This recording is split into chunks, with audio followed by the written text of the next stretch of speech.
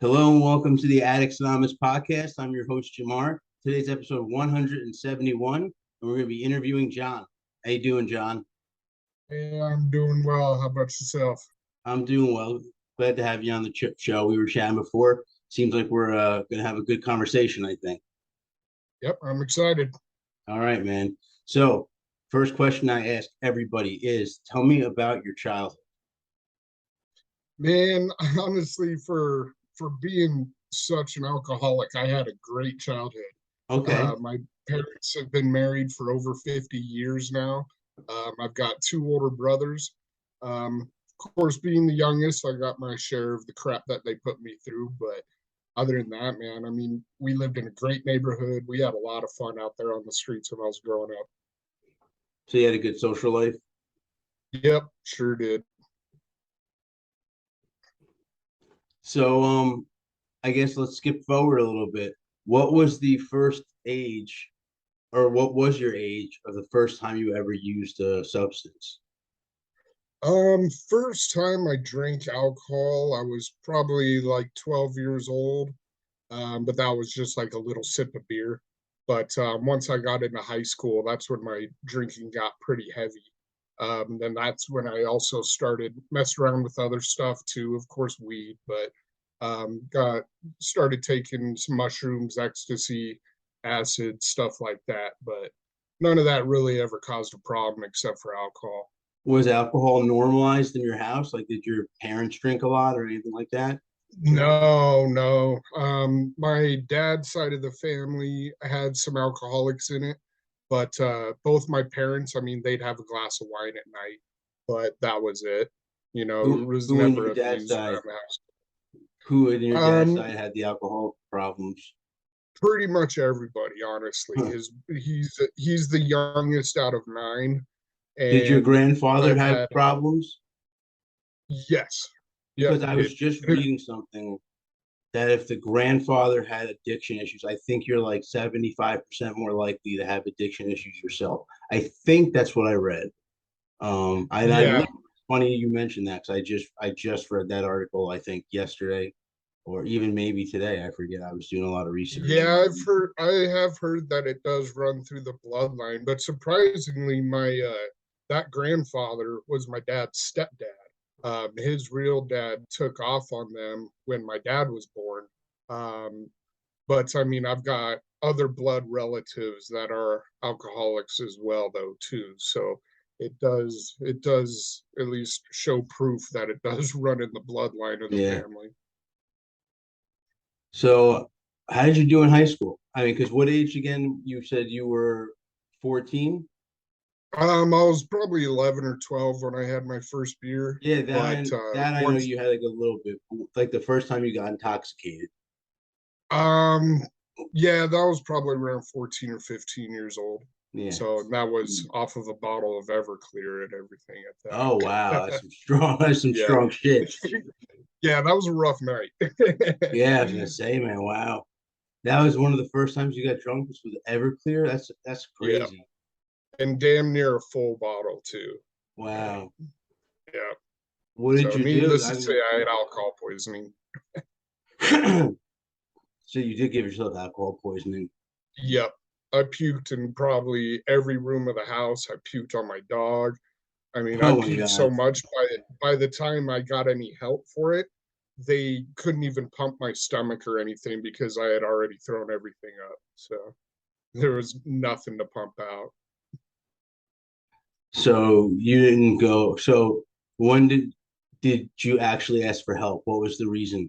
If you were throwing up, did you have something that happened while you were throwing up that made you ask for help? My parents came home because I was my parents my the night doing a dinner with some friends or something, and I had a buddy come over and sleep over for the night, and we ended up raiding my parents' liquor cabinet down in the basement.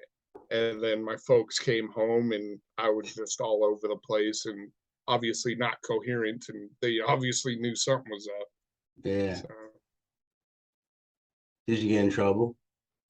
oh yeah. But I mean, I was like 14, 15 at the time, so Would they had they no, punish you? They definitely grounded me. They took away, they hid their liquor. I mean, further than where it was hidden already.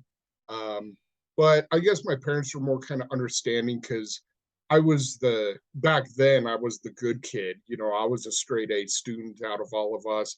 I never got in any trouble. And so this one incident, they didn't punish me too hard because they're like, well, I mean, look at his brothers. He's bound to have a mishap at some point or another. Yeah. You know what I mean? So they were cool about it. They didn't punish me too bad. So How was your social life growing up?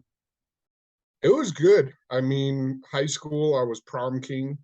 I used to have tons of friends or what you'd call friends back then. So it was really good. I mean, every weekend going out to parties. 'Cause my nickname is Rex, and that's my artist and recovery name now. But Rex used to be the party guy back in the day. I had my other best friend Slash. Anytime we showed up to the parties, it was the Rex and Slash show. So that's what it became. So it wasn't a party until the Rex and Slash show came in. So yeah, tons of parties, and that's basically where my drinking started to become a problem. So Did you recognize that it was a problem at that point, or was it just you kept partying, thinking it's normal? nah, just kept partying. I mean, that was because it didn't become a daily thing. It was just a weekend thing, but it got to the point where it was massive amounts during the weekends. Like we'd always go to this place in town called Albert Tacos after parties, and my trunk would always be filled with more beer. And I remember one time we'd pull up to Albert Tacos along with everybody else, and I'm driving. I get out of my car, I throw up. What do? I pop my trunk and grab another beer. So it was I've quite a bit of unfortunately amount. done that. I remember one Yeah. time I drank so much and I took a shot, and it was like my body just rejected it. It was like no more. Oh, And I threw it up. I remember throwing up in my kitchen sink, which is disgusting.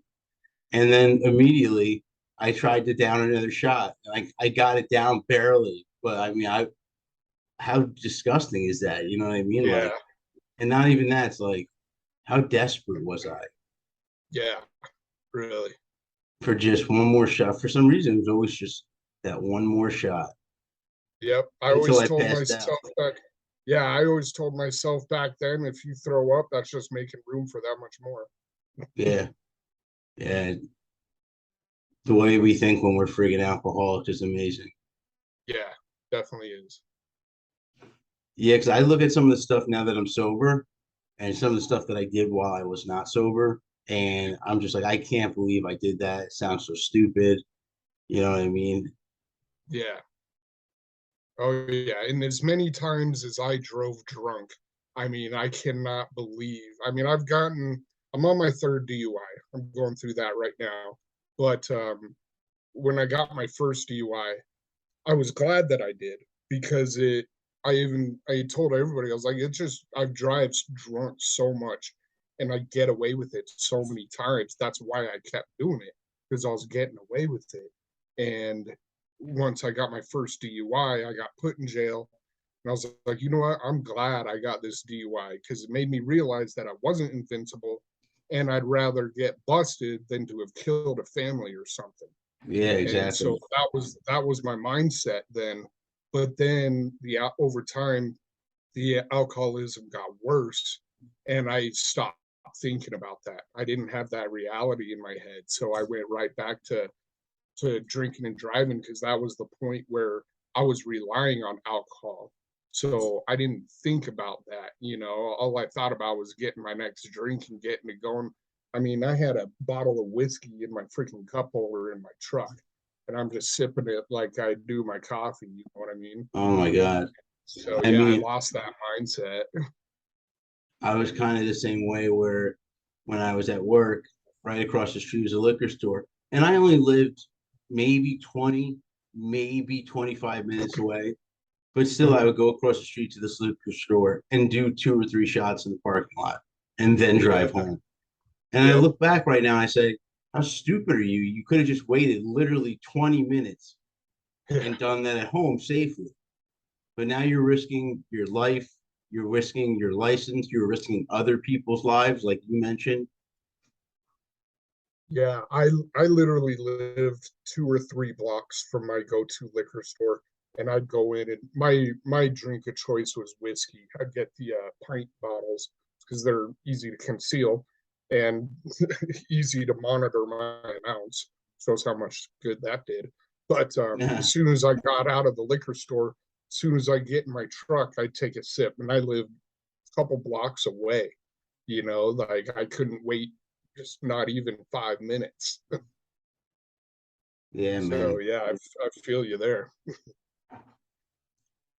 So did you go to college? I did go to college. Um, that was when my alcoholism first started getting bad because I was married at that point. You were But I married in did, college? yeah, I was Wow. actually married when I was in the Navy. Because Was the I Navy joined the before Navy. college? Yeah, So tell me yep, about I did. that. Yeah. So yeah, the Navy, I mean, we're sailors. You have to drink. It's code. But alcoholism didn't take part in that.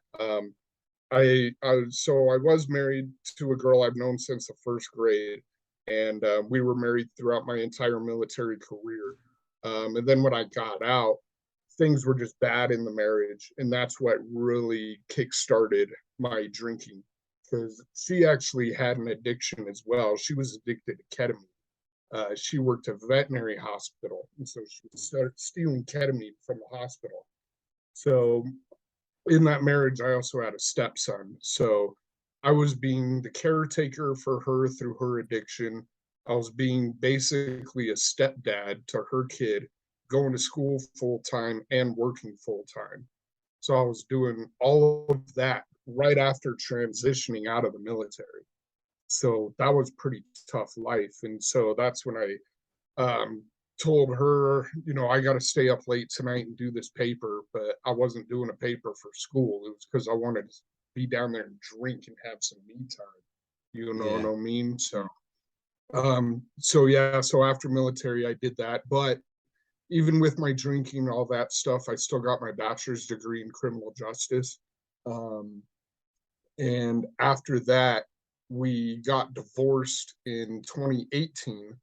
So after the divorce, I didn't have to hide my drinking anymore because I was free. I had my own place, and so I was just like, sweet. So I go from drinking out of depression and trying to numb out reality with everything I was going to drinking out of celebration that I don't have to deal with all that crap anymore.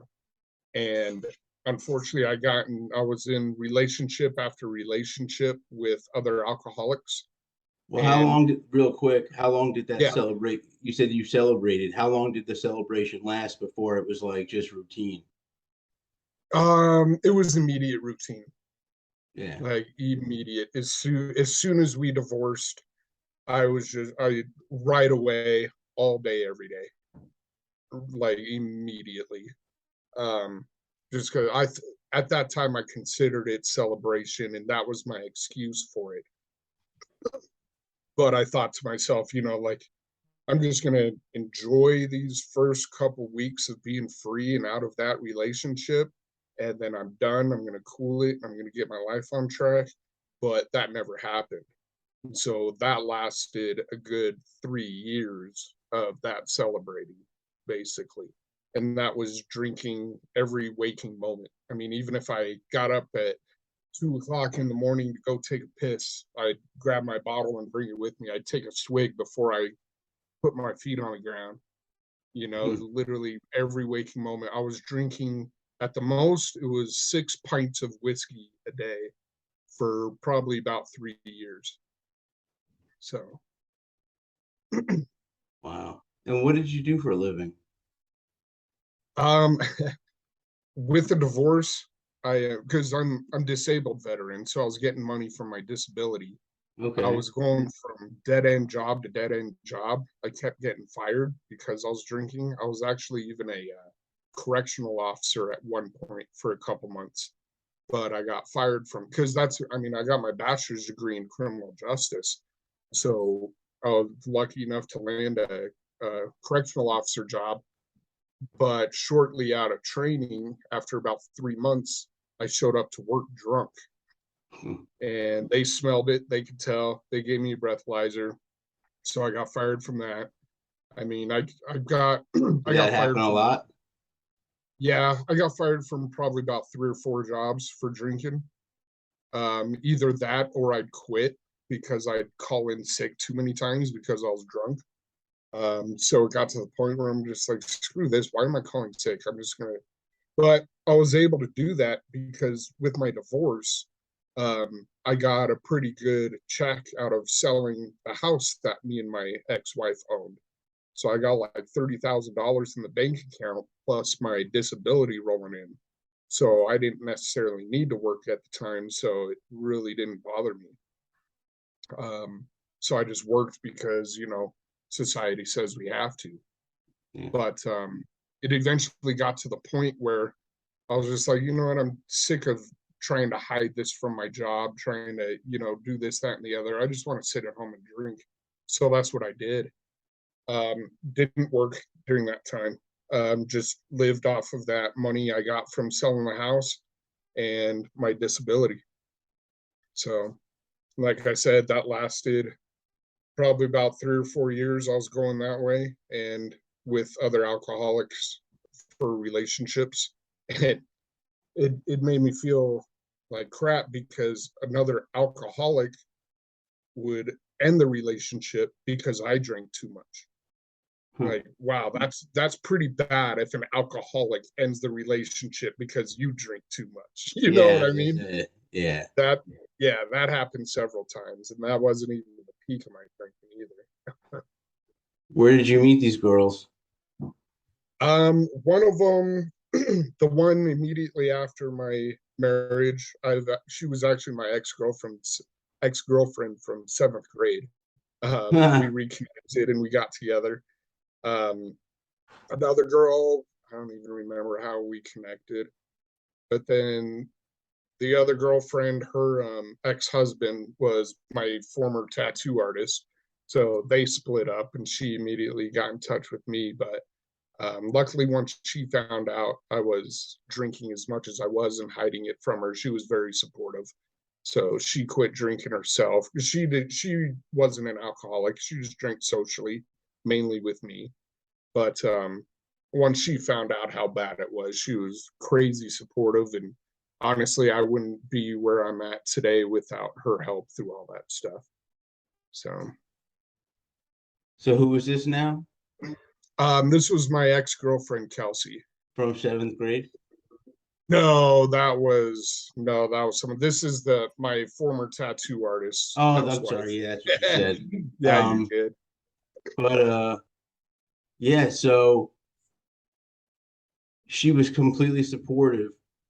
How long did it take you to, actually get yourself together and life back on track with her support? With her support, it still took about a year. Okay. Um, I was hiding it. I was already hiding it from her, but then after things kind of came into light, I was hiding it even more. Um, So and so, even once you guys like talked about it and it was out in yep, the open, you still tried to hide it? yep, I did. And then eventually I got my third DUI, got put in jail again for like the fourth or fifth time. And I wasn't a my parents wouldn't bail me out of jail until I promised to go to rehab. Um, so I told them I promised I'd look into it. I was like, screw that. I don't need rehab, man. I'll just tell them I'm going to look into it so I can get the hell out of here and go grab another drink. But luckily, I did eventually get bailed out and thought about it. I'm like, you know what? I need to go. And, I talked to the VA and they said this is like the best rehab clinic that's out in a VA in Nebraska. Like, you know what? That actually, I'm so stressed out. Getting out of state, being by myself in a safe space, maybe maybe this is what I need, you know? So I kind of came to the realization. And so I did. And been sober ever since then. And now that I'm out, and I actually just hit a year sobriety just the other day, I'm actually back in college now, getting my master's degree in social work. And I'm planning on helping out veterans that have substance abuse issues. Okay. So, So what type of actual job would you be looking for to do that? I mean, it's pretty early into my degree. I just started the master's program about 5 weeks ago, so I'm keeping my Oh, options open. okay. But I have been looking into traveling social work, where I'd just be traveling the country pretty much wherever they need me, wherever they want me. Hopefully, bouncing from VA to VA, talking to other veterans about their substance issues. And you know, I'm a veteran. I've been to jail. I've almost died from alcoholism several times. Honestly, I should be dead right now. If it wasn't for my parents, my brothers, my ex-girlfriend, I would Tell be me dead about right those times you almost died. Yeah, aside from the many times of drinking and driving, because I was in several accidents, which I actually got away with. um, but when my family started noticing how serious my drinking was, so my parents owned the townhome that I was living in, so they're my landlords. So when it got bad enough, they kicked me out. I ended up moving into their basement and cold turkey quit after drinking 6 pints of whiskey every single day for 3 years, cold turkey quitting. That's I mean, dangerous. it's very dangerous. I had two really bad seizures to the point where my mom literally thought she was watching me take my last breaths of life. Um, there's even another point where I was just simply walking down the stairs and I got so dizzy I tripped and fell and damn near broke my back. Um, Hmm. but those seizures were the worst of it. And What did it feel when like? I don't even know, I don't remember it. All I remember is just standing here at one moment to waking up with the fire department and police, EMRs Oh, surrounding me. she called 911. Yep. And after that, with those withdrawals, I was hallucinating for literally 3 days straight. Wow. 3 days of straight hallucinations. My brothers even have videos of me talking about it to the police, like What kind these of things were you hallucinations. seeing? Um, Not only what I was seeing, but what I thought I was doing. Like for some reason, somewhere in my mind, I thought there was this like tourist trap in town where you could rent a helicopter, but the rotors were cut off and you could drive a helicopter through town and they had like snipers set up all around town, and so you're just kind of playing this war game throughout town. I thought I had just gotten done doing that. I've even got video of me telling the cops, I'll bet you passed at least 30 snipers on the way over here. I've had other hallucinations where I was at a party and I was talking to my dad, but I was talking to my dad as if he was somebody else that I met at the party. I even had a name for him. I had a name for my mom because they were at the party, but they weren't my parents in my mind. They were these people I met at the party. And even next door, um, I saw all kinds of nature. Like I'm talking deer antlers, like a deer was running and hit the fence, and the deer antlers were stuck in the fence. I saw snakes, I saw gophers, and I kept telling my brothers, like, hey, get over here and come look at all these animals. They're like, what are you talking about, dude? I even took a picture with my phone of the backyard, and I could still see the hallucinations from my picture. I circled and drew arrows where the animals are and sent it to my brothers. We like, look, see, I'm not lying. Like, dude, there's nothing there. And there wasn't. And the crazy thing about those hallucinations, I mean, there's even a hell of a lot more than that. I mean, 3 days worth. But the crazy thing about those is even to this day, as we're talking and I'm reminiscing about those hallucinations, they still seem real up here. Like Yeah. up in my mind, they happen, dude. Like it doesn't, just thinking about it, it's a legit real memory. It still honestly happened up here. Like, it still seems so real to this day. It's like imprinted in your brain. Yep. It is like it's just an implant of an artificial memory implanted into my head, but it's kind of like a Total Recall. I don't know if you ever seen that movie where you take those vacations inside your mind and they don't know that it's not real, it seems real. That's the way it is. Yeah. It's crazy. It's all of it is still so real. It's insane. So in the rehab that you went to that you said changed everything, what kind of things did they do to help you along? Like what was like the daily schedule? Well, the daily schedule, because I've always been interested in psychology and philosophy, spirituality, and stuff like that. So, our daily schedule, every day we had like 4 to 7 different classes, anywhere from just self building, like we'd even do yoga and stuff like that, Okay. mindfulness stuff. But then we did also have like cognitive behavioral therapy, dialectic behavioral therapy, ways to look at the world from a different perspective. What's dialectic behavioral therapy? I've heard of Um, cognitive, but I've never heard of dialectal. it's really hard for me to put into words, but it's basically looking at something almost like a glass half full, glass half empty, so to speak. You look at the world from two different perspectives. Like, take my alcoholism, for instance. I was drinking because I was depressed and pissed off and lonely and tired. That's why I was drinking. But looking at it dialectically, my alcoholism brought me to get to the point of getting my master's degree and helping others. So now I'm seeing my alcoholism happened to me for a reason, because now I'm going to be able to go out and help others.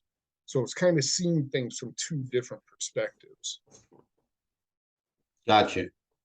Yeah. So classes like that, I mean, really opened my eyes. And then, of course, it was at a VA in Nebraska. So I'm surrounded by veterans.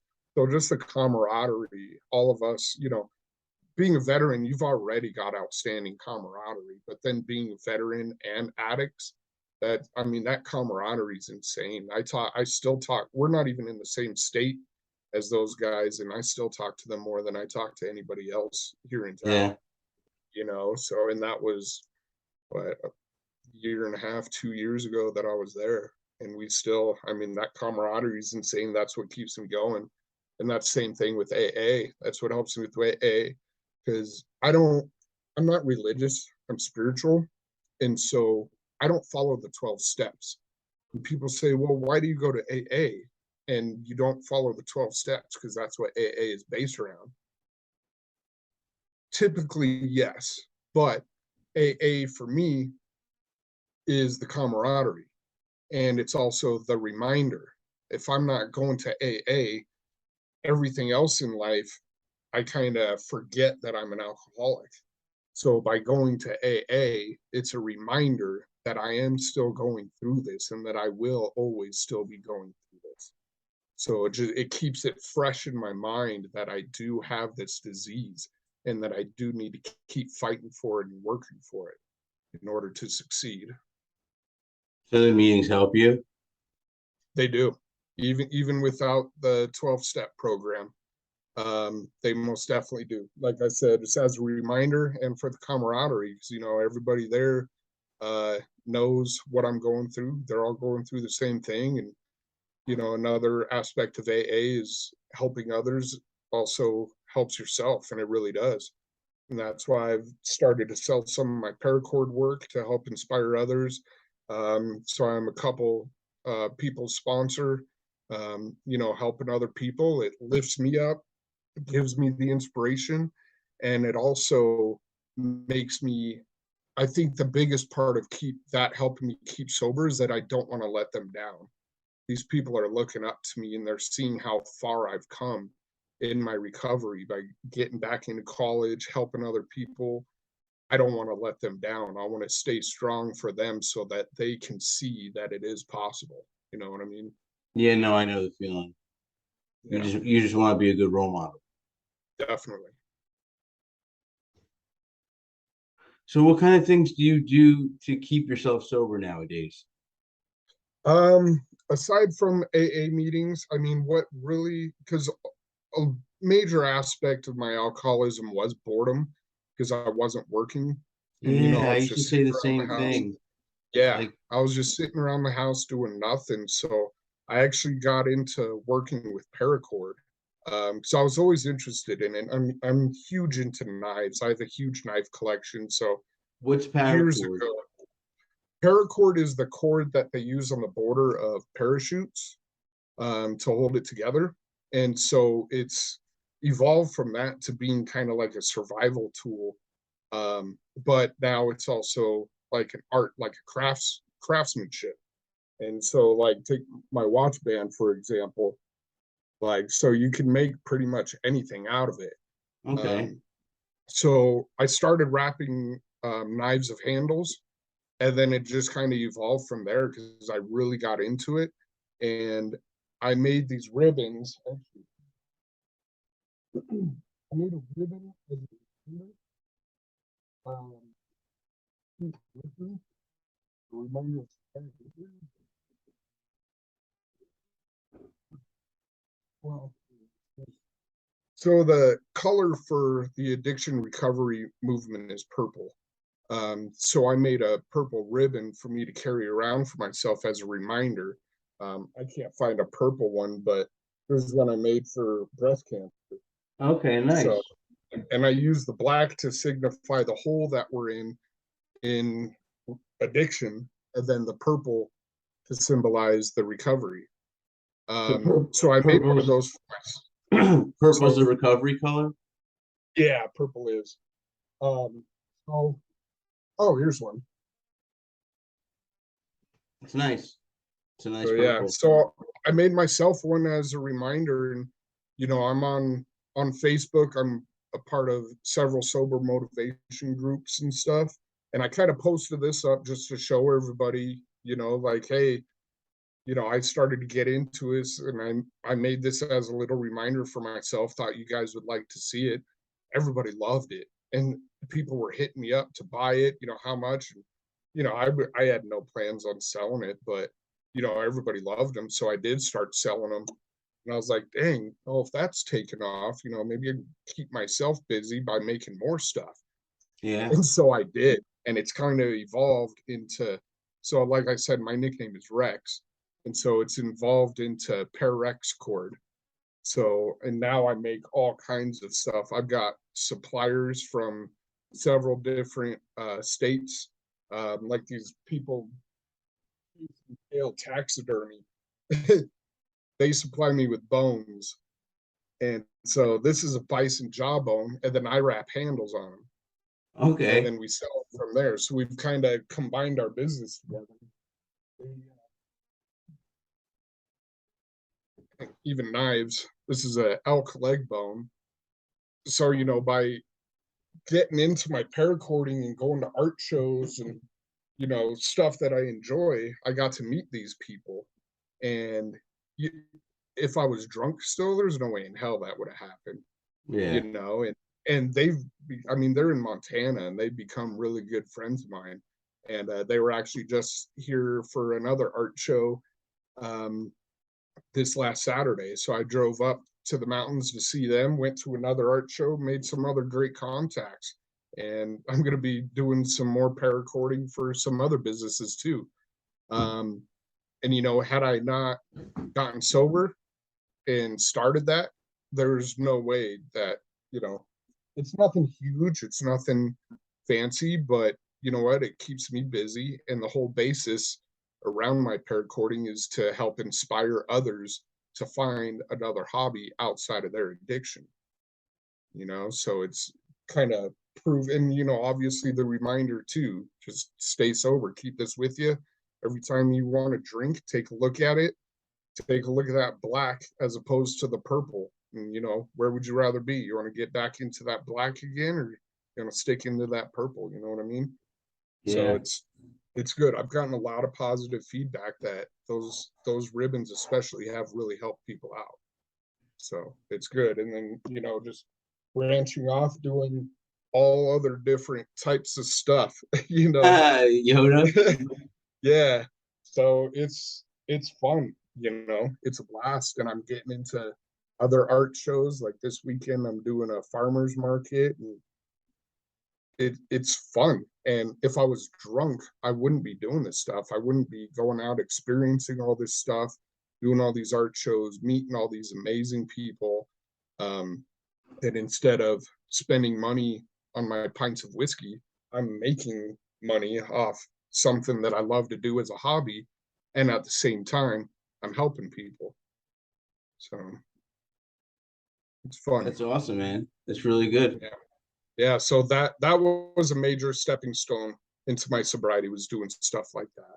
And then once I kept up with that, and it's just more of a hobby, not gonna be turning it into like a lifelong, I'm not trying to make it my career, because it's not gonna happen, but it's a fun hobby, helps people.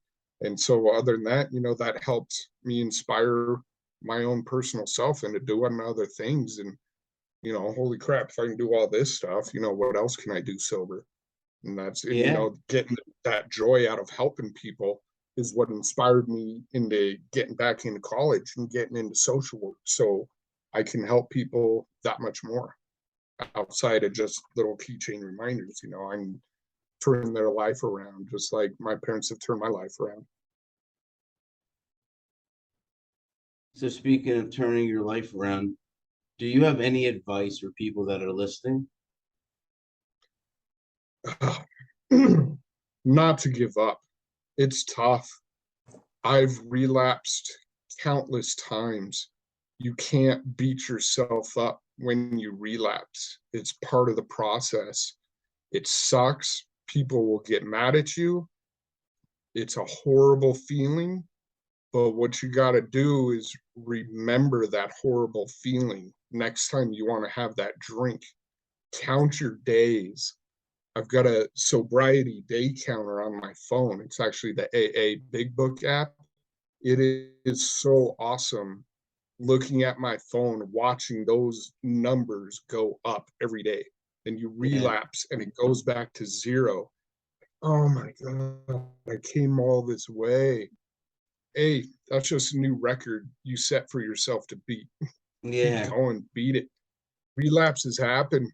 The more sober you get, the more you can accomplish. Don't let the relapses get you down. You just got to keep fighting.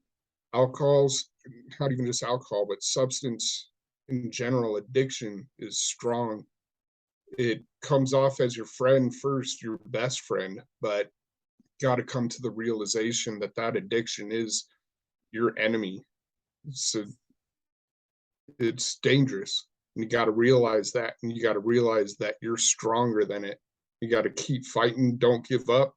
It is such a good feeling to say that I do not drink anymore. Such a good feeling. Yeah, it is. Yep.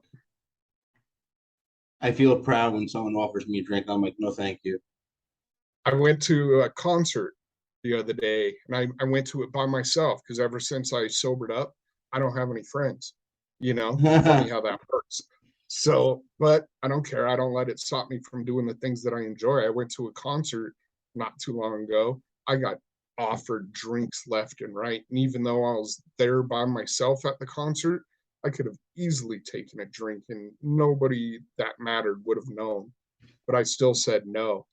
And Yeah. after the concert, I'm like, I can remember the entire show. That is awesome, dude. Like, I don't have to look at my pictures and be like, oh man, I wish I remembered that. I remember the entire concert. It's awesome. And yeah, saying no, being able to get that strength to say no, it's an amazing feeling. And like, a lot of people are embarrassed to say that they don't drink. I take pride in it. And actually, that's the shirt that I'm wearing, Demons Behind Me.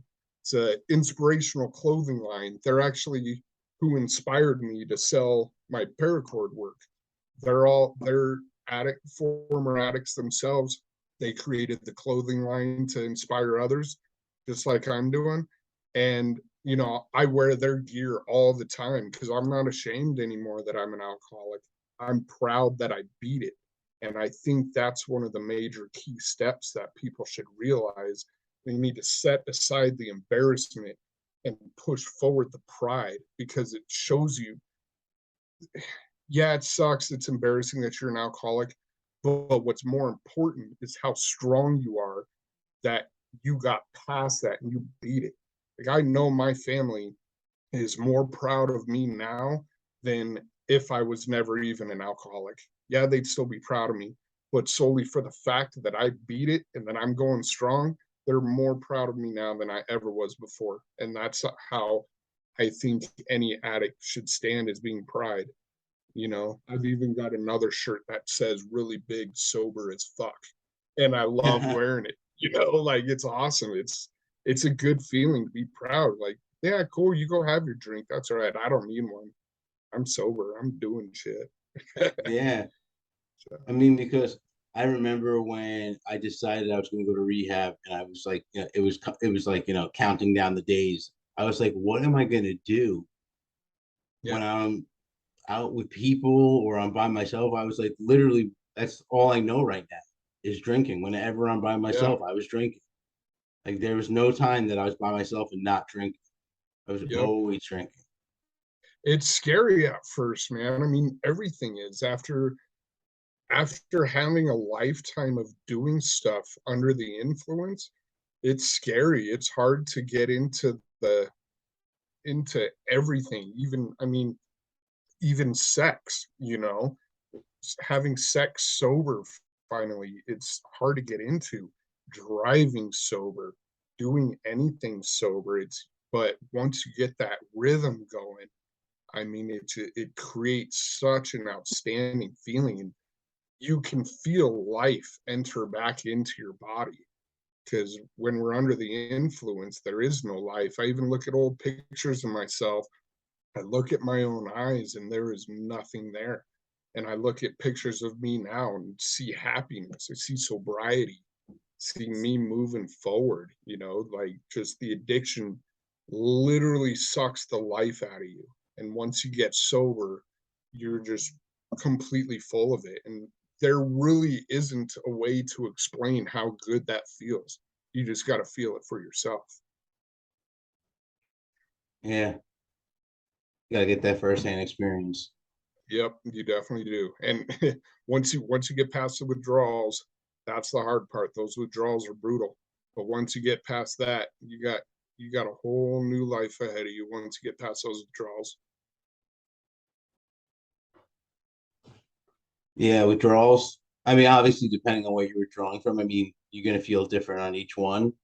But Yeah, you know, alcohol especially, it's dangerous. yep, definitely is. Yeah, all other drugs, the withdrawals will make you feel like you're about to die. But alcohol is the only withdrawal that you actually can die from. And also benzos. Yeah. Oh yeah, benzos too. Yep. Those are the only two. Yep. So, all not saying the other ones are easy, but I mean, those Yeah, feel no. worse. When I got to rehab, I was like, oh, I'm not as bad as you guys. And everyone kind of looked at me. They're like, dude, you're the only one at risk of dying. So I thought the heroin addicts and the crackheads and the cokeheads, I thought they were the ones at risk of dying. But I was on Yeah. benzos and alcohol. I was on both for I was on benzos for maybe 10 years and drinking for 10 years, but I was using one thing or another for like 20. Oh man. That's literally half my life I was using. Yeah. Dang. Well, good for you for coming out of that. That's rough. That's Yeah. that's quite a lifespan for that. Yeah. It was pretty crazy. 20 years of just doing one thing or another, whether it was coke or ecstasy or I mean, Yeah. all different types of stuff, acid, mushrooms. Yeah. I one time my buddy, That's I don't even know what it was. My buddy gave me a powder one time. It's just like he goes, "Here, this will make you hallucinate." So I just put it on my tongue and it made me hallucinate. wow. He tripped. I have no idea what it was. I don't even think he Wow. knew what it was. I forget where he got it from. I didn't even ask where he got it from. I don't think. Yeah. That's how bad That's I was. Yeah. See, that's where I got lucky is that my family stepped in when they did.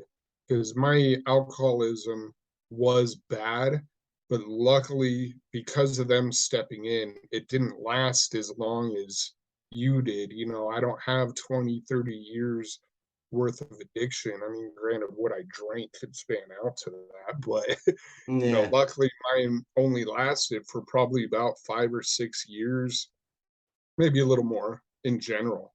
But That's I still a can't long say that time. I've had it is, and especially doing it every single waking moment. So it is, but I mean, thank God that my family stepped in and my ex-girlfriend helped me out. Because otherwise, yeah, like I said, I'd either be dead or I could be, one of those 20, 30, 40 year people that have done it for that long. So, I mean, I'm 37 years old now. I'm back in college, and I kept going for a couple more years. I'd be too old. You know what I mean? Yeah. So, luckily, they stepped in when they did, and That's great. it wasn't that bad for that long a time. No, that's great. You All right. So getting towards the end here, did you have anything that you wanted to throw in? just the Oh, fact real quick, how do we yeah, find if somebody wants to buy your stuff, how do they find you? oh, yeah, just on either Instagram, Facebook, or I got a couple videos on TikTok at Pararex Okay. So, yep, just like paracord, but Rex in the middle. So, yeah, you just hop on that, and all. I don't have a website. I'm just on the social media stuff because I don't want to pay for a website, and it's working out Yeah, just I fine. feel you. Yeah, I got a So, website and got kind of expensive on me. yeah. Well, and I've even got, since this is all based on addiction, I put my phone number out there. My inbox is always open too if anyone needs somebody to talk to. I throw up some inspirational quotes here and there, because that's what this is based upon. I don't want it to be just about money or anything like that. It's solely focused on inspiring others. So even if you don't want to buy anything, still come to the website, get in touch with me if you need someone to talk to, if you need some inspiration, if you just need to, just vent. People need friends. People, you can't do this by yourself. You got to have somebody there to help you. If you don't have anybody, come to my webpage. My phone is always open, and so is my inbox. So feel free to get in touch with me. That's why I'm here. That's great, man. Appreciate what you're doing. Definitely. I appreciate what you're doing too. It's awesome. Thank you, man. I appreciate it. All right, dude. So sit tight for me. And for All right. everybody watching and listening, if you like what you saw and heard, go below and give us a like. Also, subscribe to see when we upload new videos. You can check us out on Twitter, Facebook, Reddit, Instagram, Tumblr, TikTok. Also, check out our website, which is www.addicts-anonymous.com. There you will find plenty of resources as well as free literature. So that's all I have for today. I hope you enjoyed. And until next time.